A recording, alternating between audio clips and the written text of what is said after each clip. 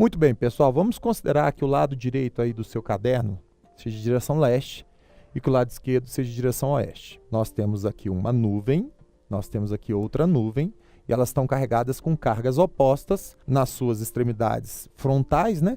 Criando dentro dessa região um campo elétrico uniforme e pelo que está dizendo, do sentido de leste para oeste. Então vamos fazer essa representação. Como que a gente representa campo elétrico uniforme? Com linhas de força paralelas e equidistantes.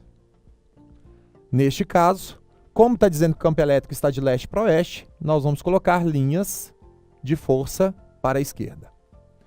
Aqui dentro existirá uma carga, que ele está considerando uma carga, né, na passagem da descarga, de sinal negativo.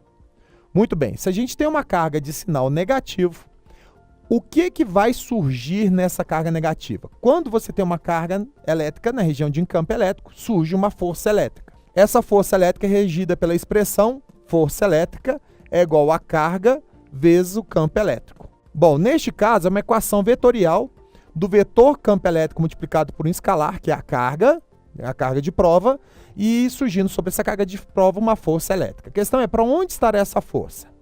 A gente sabe que na equação vetorial, quando a carga de prova for negativa, e é o caso, os vetores força elétrica e campo elétrico terão a mesma direção, mas terão sentidos opostos. Neste caso, se o campo elétrico está para a esquerda, ou seja, está de leste para oeste, surgirá uma força elétrica para a direita. Força elétrica para a direita. Ora, se a força elétrica está para a direita, neste caso, sendo única força que atua sobre ela, desprezando a gravidade, surgirá, pela segunda lei de Newton, essa força elétrica será, então, na verdade, a força resultante. Sendo a força resultante, então, terá uma aceleração com a mesma direção e sentido.